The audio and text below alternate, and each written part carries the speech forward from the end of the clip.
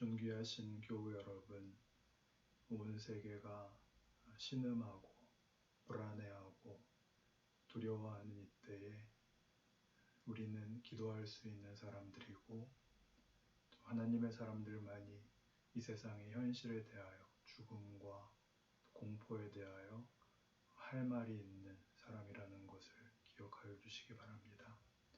그래서 우리 모두가 하나님 앞에 하나님의 사람으로서의 믿음을 가지시는 귀한 하나님의 손길이 되기를 바랍니다. 오늘 본문 말씀은 요한복음 2장 13절에서 22절까지 말씀입니다. 제가 한번 읽겠습니다. 유대인의 유월절이 가까운지라 예수께서 예루살렘으로 올라가셨더니 성전 안에서 소와 양과 비둘기 파는 사람들과 돈 바꾸는 사람들이 앉아있는 곳을 보시고 노끈으로 채찍을 만드사 양이나 소를 다 성전에서 내쫓으시고 돈 바꾸는 사람들의 돈을 쏟으시며 상을 엎으시고 비둘기 파는 사람들에게 이르시되 이것을 여기서 가져가라. 내 아버지의 집으로 장사하는 집을 만들지 말라 하시니 제자들이 성경 말씀에 주의 전을 사모하는 열심이 나를 삼키리라 하는 것을 기억하더라. 이에 유대인들이 대답하여 예수께 말하기를 네가 이런 일을 행하니 무슨 표적을 우리에게 보이겠느냐. 예수께서 대답하여 이르시되 너희가 이 성전을 헐라 내가 사흘 동안에 일으키리라. 유대인들이 이르되 이 성전은 46년 동안에 지었거늘 네가 3일 동안에 일으키겠느냐 하더라. 그러나 예수는 성전된 자기 육체를 가리켜 말씀하신 것이라. 죽은 자 가운데서 살아나신 후에야 제자들이 이 말씀하신 것을 기억하고 성경과 예수께서 하신 말씀을 믿었더라. 아멘. 예수님께서 성전에 가서 장사꾼들을 다 내쫓으신 사건입니다. 요한복음에서는 이 사건을 서두에 위치시키고 있는데 다른 복음서하고 순서가 다릅니다. 사도 요한은 이 사건을 서두에 놔야 한다고 생각한 것이죠. 첫 번째 표적이 가나 혼인잔치에서 포도주를 만드시는 것입니다. 인생을 하나님이 기쁨으로 채우시겠다라는 그 선언이었죠. 오늘은 성전에 와서 장사꾼들을 다 내어 쫓은 것인데 장사꾼들이 와서 성전을 어지럽혔다, 더럽혔다라고 보통 얘기를 하고 예수께서 성전의 거룩함을 요구하셨다, 청결을 요구하셨다라고 보통 이해를 하는 사건입니다. 그러나 그렇지 않은 것은 유대인들의 질문이 다르기 때문입니다. 네가 이런 일을 할 자격이 있느냐라고 묻는 것입니다. 표적을 보여라. 네가 우리의 제사, 성전의 목적, 지금 하고 있는 것이 잘못됐다라고 하고 제사 제도를 허물고 그럴 만한 무슨 권한이 너에게 있느냐라고 묻자 예수님의 대답이 성전은 이렇게 와서 제사나 드리는 데가 아니다. 내가 새 성전을 지어 너희가 직접 하나님을 만나게 하겠다. 이렇게 답을 하시는 데입니다. 그러니까 성전의 거룩함을 지켜냈다. 장사꾼들을 쫓아냈다. 이런 식으로 어떤 도덕적 편견을 앞세워서 성경을 쉽게 읽으시면 원래의 의도를 못 만나게 되죠. 그런 의도, 그런 본뜻을 이해하기 위해서 요한복음 11장에 나사로를 살리시는 그 장면을 한번 참고하겠습니다. 요한복음 11장 29절입니다. 신약 165페이지에 나옵니다. 마리아가 이 말을 듣고 급히 일어나 예수께 나아가매 예수는 아직 마을로 들어오지 아니하시고 마르다가 맞이했던 곳에 그대로 계시더라. 마리아와 함께 집에 있어 위로하던 유대인들은 그가 급히 일어나 나가는 것을 보고 곡하러 무덤에 가는 줄로 생각하고 따라가더니 마리아가 예수 계시는 곳에 가서 배웠고 그 발 아래 엎드려 이르되 주께서 여기 계셨더라면 내 오라비가 죽지 아니하였겠나이다 하더라. 예수께서 그가 우는 것과 또 함께 온 유대인들이 우는 것을 보시고 심령에 비통히 여기시고 불쌍히 여기사 이르시되 그를 어디 두었느냐 이르되 주여 와서 보옵소서 하니 예수께서 눈물을 흘리시더라. 예수께서 눈물을 흘리셨다 했는데 단지 가까운 이의 죽음을 슬퍼하셔서 우시는 것이 아닙니다. 그걸 넘어서 그가 비통히 여기시는 것은 분통을 터뜨리시는 것입니다. 개역 성경 우리 전에 보던 성경에서는 예수께서 통분히 여기셨다 이렇게 나옵니다. 너희 인생을 이렇게 값없이 죽도록 그렇게 만들지 않았다.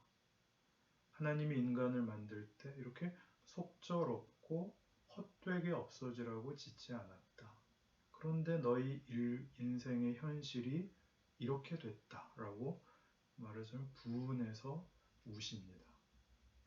그리고 이제 살려내시죠. 뒤에서 살려내시는 것은 우리에게 이렇게 끝나는 것이 아니다라는 것을 증명하시기 위해서입니다. 성전 사건도 똑같습니다. 장사판을 만들고 너희 지금 이게 뭐냐 라고 꾸중을 하시는 게 아니라 성전은 이렇게 종교적 어떤 요식 행위로 책임을 면하기 위한 어떤 수단이 아니다. 너희는 하나님이 너희를 만나고 하나님이 너희의 아버지가 되어 너희 보고 하나님을 아버지라고 부르라고 만든 그런 존재다 라고 화를 내시는 것입니다. 이 화는 폭력도 아니고 공포도 아닙니다.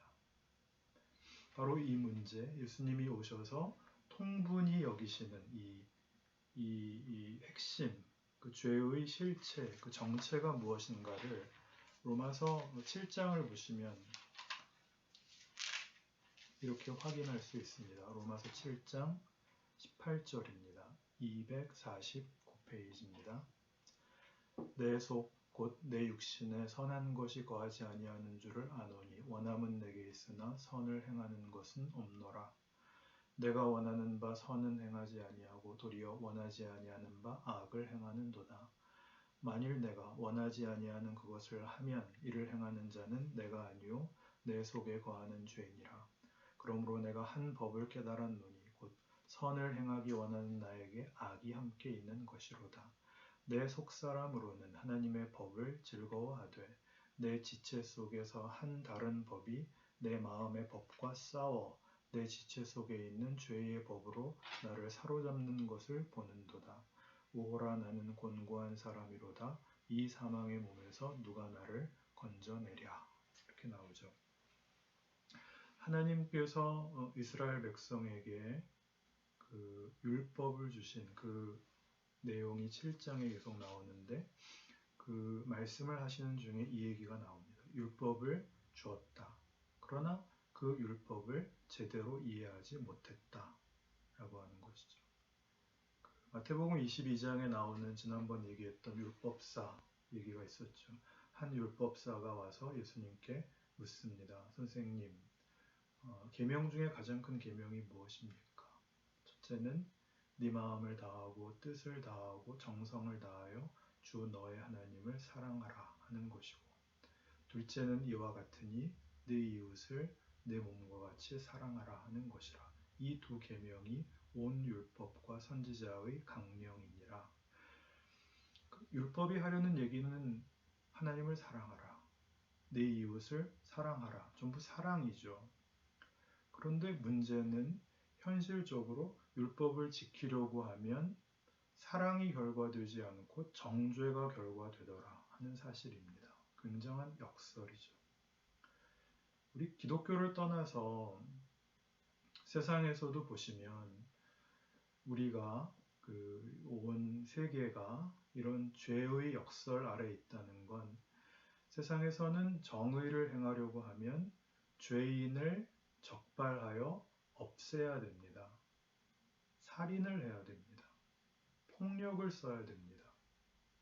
정직을 논하면 비난이 되지 정직을 논한다고 정직한 사람이 생기지는 않습니다. 명분은 알고 있는데 그 명분을 사용하는 순간 그 명분은 언제나 공포가 되고 심판이 될 뿐이지 사람을 살려내지 못하는 인간의 어떤 현실, 그 어떤 한계, 여기에 바로 오호라 나는 곤고한 사람이로다가 있습니다. 옳은 일을 하고 싶은데 왜 그걸 쓰기만 하면 거기에는 보복이, 거기에는 분노가, 거기에는 왜 비극밖에 생기지 않는가? 이게 놀랍습니다. 교회의 어려움은 뭐냐 하면 교회는 세상보다 명분이 더 강합니다. 그래서 더 어렵습니다. 교회가 어떻게 그래? 신자가 어떻게 그래? 라고 하는 신적 성결이라고 하는 그 명분에 근거하여 더 완벽함을 요구하기 때문에 어떤 잘못이 생겨나면 당연히 비난이 더 커집니다.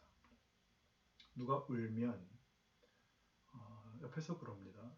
내가 너 주일날 자꾸 교회 빠지고 놀러 다닐 때부터 너 그럴 줄 알았다. 누가 아프면 찾아가서 한다는 소리가 11조 빼먹은 적 없나 자신을 돌아봐라. 그럽니다. 너 어려운 일 있구나. 차 한잔하러 갈까? 밥 사줄까? 내가 편들어 줄게. 얼마나 속상하니? 이런 말을 잘 못합니다. 그 말을 할 줄 알아야 예수 잘 믿는 건데 우리는 이 말을 하는 것이 구원을 받아야, 예수를 알아야, 중생을 해야 드디어 할 수 있게 되는 자리라는 것을 모릅니다. 그래서 끝없이 명분의 칼날만 세우고 종교적 이상만 높아지고 신념이 커지고 그러나 할 수 있는 것은 없어집니다.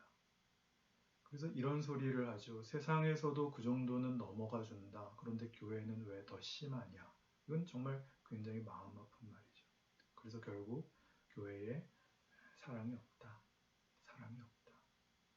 세상에서도 그 정도는 넘어가 주는 관용, 이해, 포용이 교회에는 없다. 왜? 더 잘하려고 한다 하는 명분하에 더 큰 공포를 만들어내고 있는 셈입니다. 오늘 성경이 하는 얘기가 그 얘기입니다. 예수님이 분노하시고 심판으로 하시는 얘기가 아니라 분해하시는 것입니다.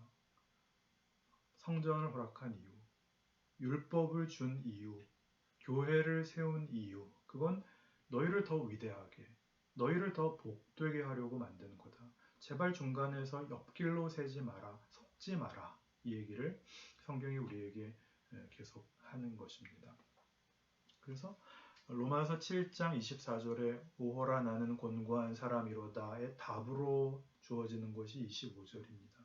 우리 주 예수 그리스도로 말미암아 하나님께 감사하리로다.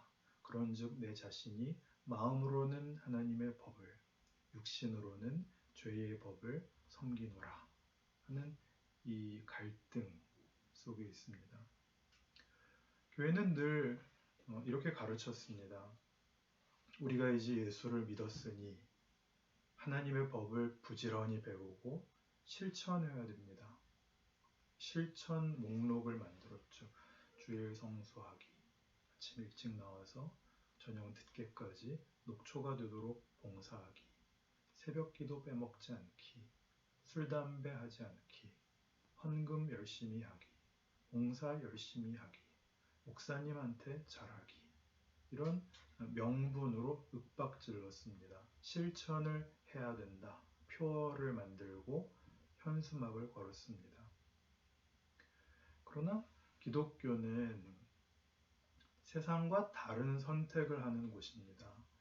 비난과 폭력밖에 쓸 수 없는 세상과 다른 기독교에만 있는 것, 용서, 회복, 부활이 있는 것이죠. 나를 믿는 자는 죽어도 살겠고 믿으면 안 죽는 게 아니라 죽어도 살겠고 그러니까 죽음에다가 부활을 담아내듯이 우리의 생애 속에서 절망의 자리에 처한 자, 끝장인 자에게도 우리는 기다려주고 스스로에 대해서도 나의 실패와 내 잘못된 과거가 내 미래에 절대적으로 영향을 미칠 수 없다. 그건 모두 유익한 것이다. 라는 것이 기독교 신앙입니다. 로마서 8장 1절은 이렇게 더 나아가죠. 그러므로 이제 그리스도 예수 안에 있는 자에게는 결코 정죄함이 없나니 이는 그리스도 예수 안에 있는 생명의 성령의 법이 죄와 사망의 법에서 너를 해방하였습니다. 우리는 더 이상 공포와 심판과 절망과 보복으로 갈 이유가 없습니다. 물론 여전히 그 실수를 합니다. 그러나 거기가 끝이 아니라는 것입니다. 예수를 믿고 보면 그래서 과거를 잊어버리는 것이 아니라 과거가 다 고마워지는 것입니다. 그때 잘못되는 바람에 내가 예수를 믿게 됐어. 그런 경우가 얼마든지 가능하죠. 그때 잘 됐으면, 내가 뜻하는 대로 다 됐다면 내가 지금 같은 신앙 이해를 했을까? 그러는 바람에 기도를 하게 됐어. 이런 게 간증이죠. 내가 열심히 11조 했더니 대박 났다. 이런 야바위꾼 같은 얘기가 아니고요. 굳이 잘못을 했기 때문에 이 좋은 결과를 맺는 게 아니라 잘못한 자리에도 하나님이 좋은 결과를 심으실 수 있다를 깨달은 것이죠. 잘하는 건 물론 복입니다. 잘하는 건 명예예요. 이젠 잘해야 돼요. 그러나 잘못했던, 후회했던, 절망했던 그 과거의 모든 것이 지금 일을 하게 하는 것. 그 결심, 이제는 한번 잘해보겠다. 이게 우리에게 성경이 요구하는 것입니다. 내가 뭘 잘못해서 내 인생은 이렇게 고달픈가? 그런 오해를 벗어나서 생명의 성령의 법이 너를 죄와 사망의 법에서 해방하였습니다. 고달픈 이곳 여기에서 어떻게 하나님의 사랑 노릇을 하는가? 이렇게 예수 믿는 자로 하나님의 편을 드는 사람으로 커나가는 실제적인 인생을 살아보게 하는 것. 그게 우리 신자의 현실인 것입니다. 드라마에서 주인공은 모든 것을 가진 자일 수 없습니다. 모든 것이 완벽해 보이는 주인공이라도 반드시 도전과 고난의 길을 가죠. 정 안 되면 말 타고 평행세계라도 건너가서 고난을 받죠. 성경을 안 보시면 드라마로도 좀 보셔야 설교가 이해가 됩니다. 왜 그럴까요? 도전과 고난이 없으면 진정한 가치가 생겨날 수 없기 때문입니다. 다시 일어나는 것, 한 번 더 해보는 것, 무릎 꿇지 않는 것, 이런 것들은 다 위기, 또 절망, 이라는 도전과 현실 앞에서야 비로소 그 내용이 꽃이 피는 것이죠. 주인공이 어려움이 없기를 바라지 말고 그 어려움 앞에서 그가 얼마나 위대한가, 어떻게 위대한가, 무엇을 담아내는가가 드라마를 보는 재미죠. 바로 그걸 우리가 하는 겁니다. 우리는 그래서 세상의 빛입니다. 우리가 생명이고 우리가 진리입니다. 그걸 하셔야 됩니다. 성경이 우리에게 이렇게 하라고 요구하는 것은 완벽하라는 얘기가 아닙니다. 고결하라는 소리가 아닙니다. 속지 마십시오. 늘 그 완벽에 붙잡혀서 우리는 오늘 스스로 해야 할 일을 하지를 못합니다. 기독교 신앙은 무슨 위대한 말을 하거나 굉장한 신념을 얘기하거나 이상을 얘기하고 그런 얘기를 많이 하고 많이 외우고 그러는 게 아니라 오늘 한 걸음을 나아가고 지금 한 표정을 짓는 것입니다.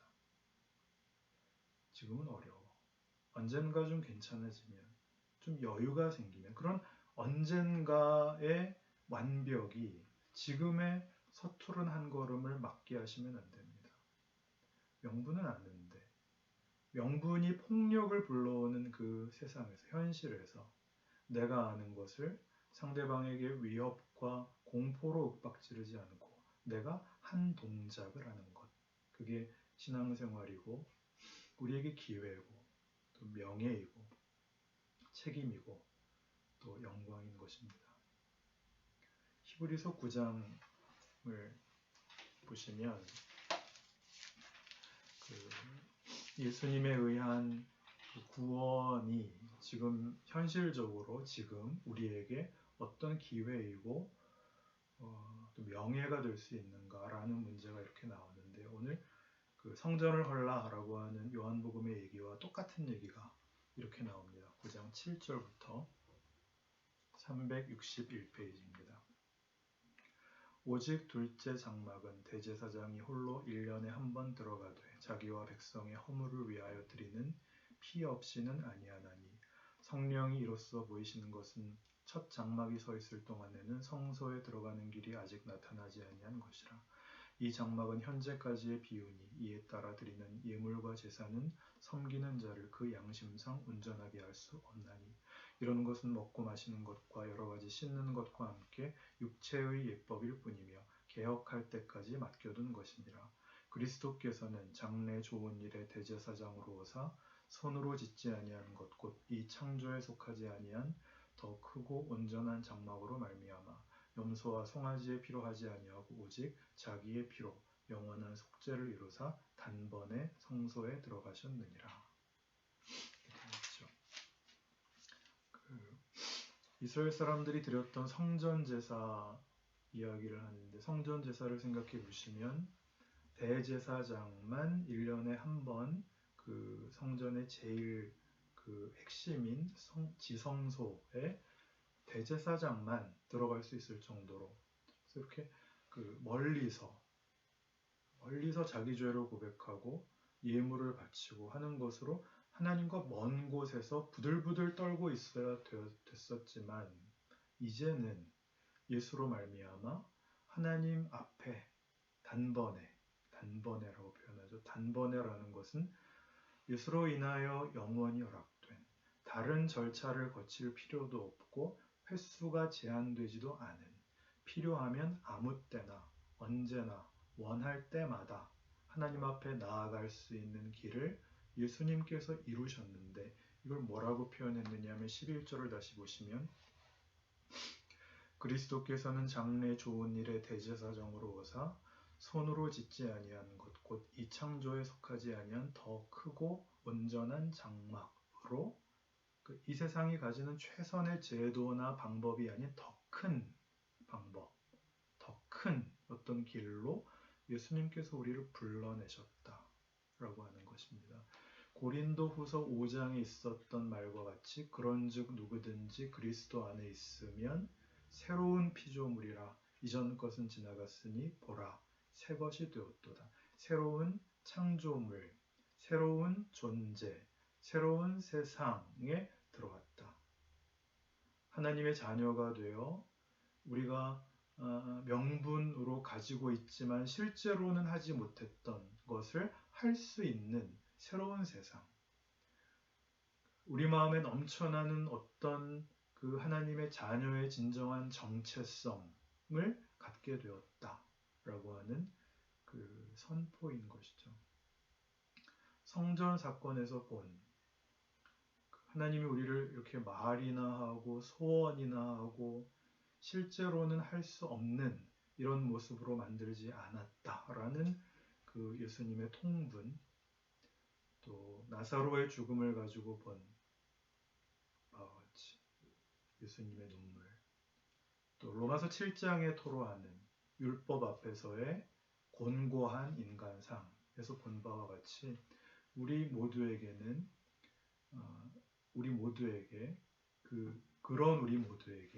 이제는 너희가 할 수 있다. 이제는 너희 안에 생명의 성령의 법이 작동한다. 그러니 매일을 살아라 이렇게 말씀하시는 것입니다. 해봐야 소용없다. 거기에 묶이지 않고 한 번 해서 온 세상이 변하는 무슨 대단한 것을 하려고 그러지 말고 매일 내 인생에서 내가 오늘 선 자리 그리고 내가 마주한 모든 경우에서 예수 믿는 사람이 할 수 있는 반응 얼마든지 있죠. 뭐가 있을까요? 성경 어디서나 얘기하는 거. 나는 섬김을 받으러 온 것이 아니라 섬기러 왔다. 섬김. 율법의 본뜻이라고 얘기했던 사랑. 우리는 사랑을 얘기할 때도 그것이 집념에 불과하고 욕심에 불과해지고는 합니다. 전부 내 마음에 들어라잖아요. 내가 너 사랑하니까 내 말 들어라. 여기 신앙을 동원하죠.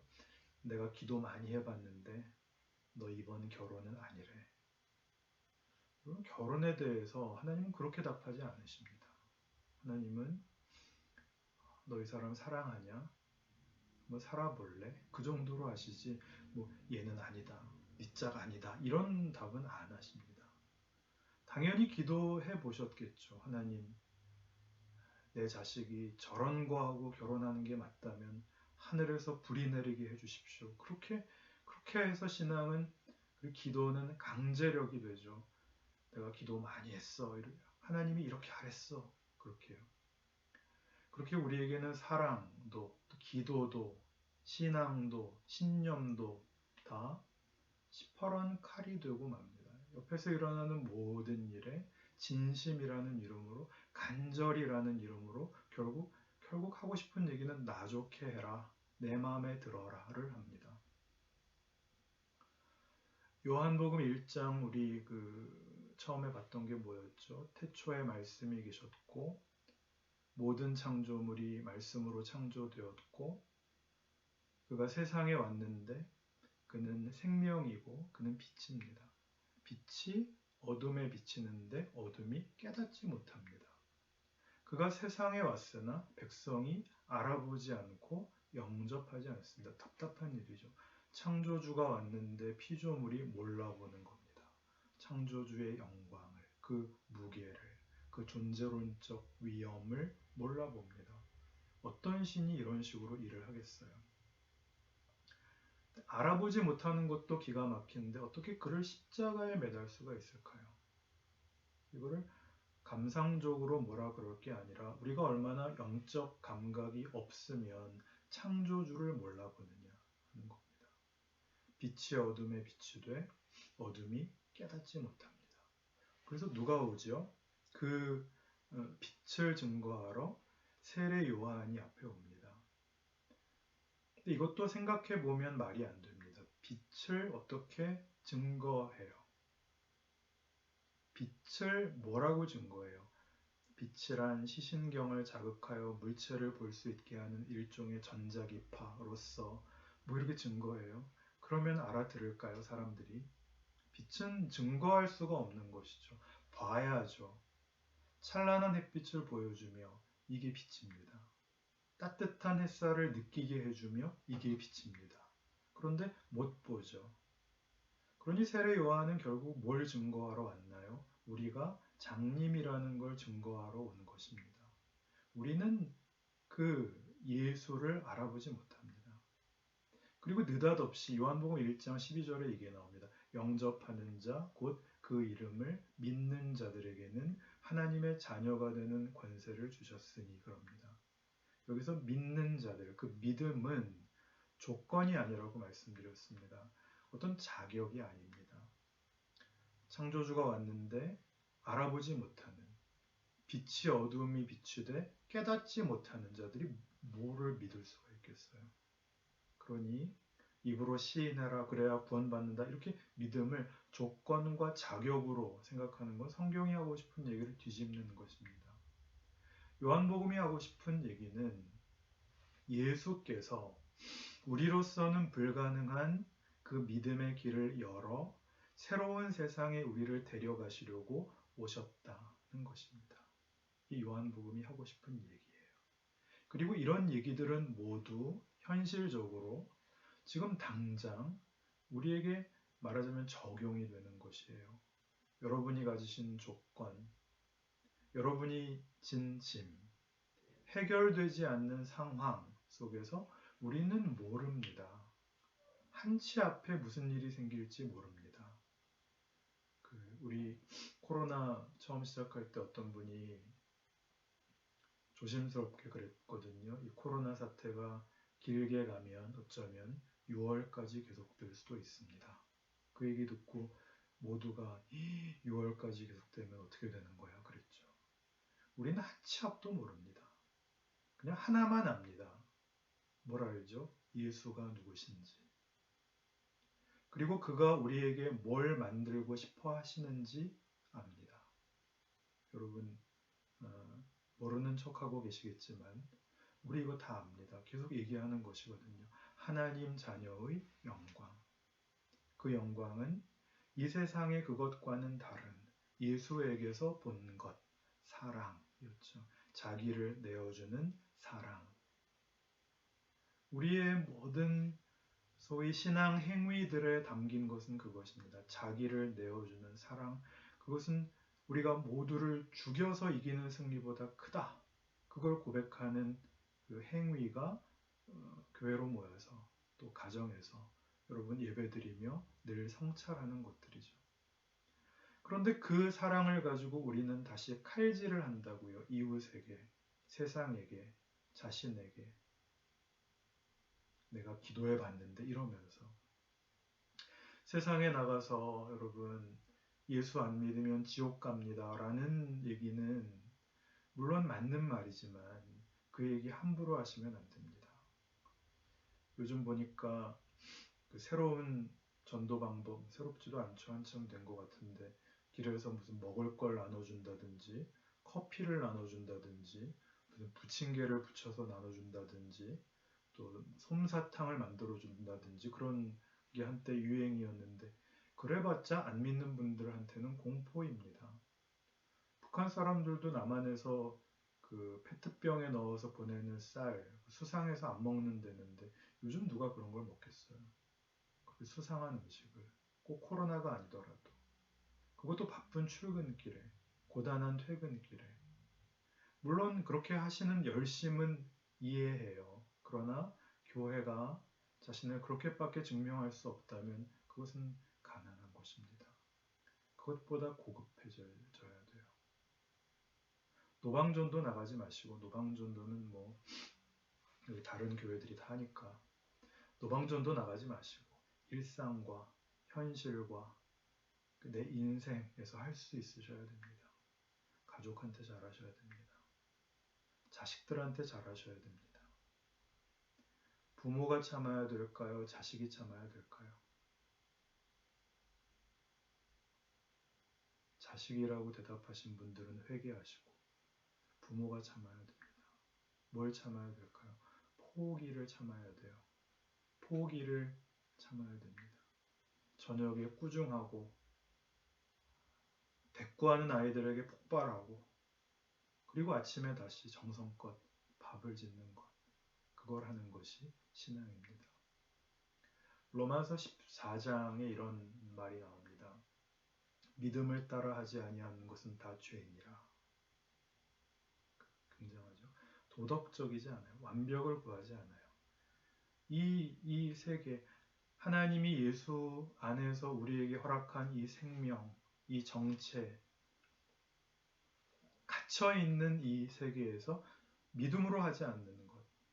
하나님이 누구신지 예수께서 왜 그렇게 와서 십자가를 지셔야 됐는지로 보이신 그 세계관과 자기를 내어주신 가치관과 그 정체성을 가지지 않고 하는 것은 다 죄다. 네가 말하는 나는 성경 통독 10번 했다. 뭐 이런 거 있잖아요. 새벽 기도 한 번도 안 빠졌다. 크고 뭐 유명한 교회 다닌다. 또는 반대로 나는 그 꼴 보기 싫어서 작은 교회 다닌다. 이런 말들로 핑계할 수 없다. 바로 그런 것으로 예수께서 분노하셔서 성전에 오셔서 모든 장사꾼들을 내쫓으셨습니다. 너희들 이 정도로 근사한 예배당 지어놓고 거기 모여서 요식적 신앙생활, 신앙 행위를 하는 것으로 더 깊은 영광으로 가는 길을 막지 말아라. 이렇게 외치시는 것이죠. 당신이 직접 성전이 되시겠다. 우리는 그 구원을 받은 사람들입니다. 우리의 생애는 그런 위대한 생입니다. 속지 마시고, 지지 마시고, 포기하지 마시고, 여러분의 인생 속에서 하나님의 영광인 자신을 확인하는 그런 기적이 있기를 바랍니다. 기도합시다. 하나님 아버지, 우리의 진짜 싸움은 위대한 약속과 기회를 스스로 핑계대는 것이겠죠. 하나님께 원망과 변명을 하는 게 전부인 그런 인생에서 일어서게 하여 주옵소서. 내 괴로움이나 내 억울함을 호소하는 것이 십자가의 길 아닙니다. 거기서 믿음을 지켜내는 것이죠. 이렇게 하면 하나님이 나와 내 이웃을 구원하시며 이 세상에 하나님의 평강을 주신다고 아는 그런 충성을 하는 것이죠. 그 삶을 살아내는 우리 되게 하여 주옵소서. 예수님의 이름으로 기도드립니다. 아멘.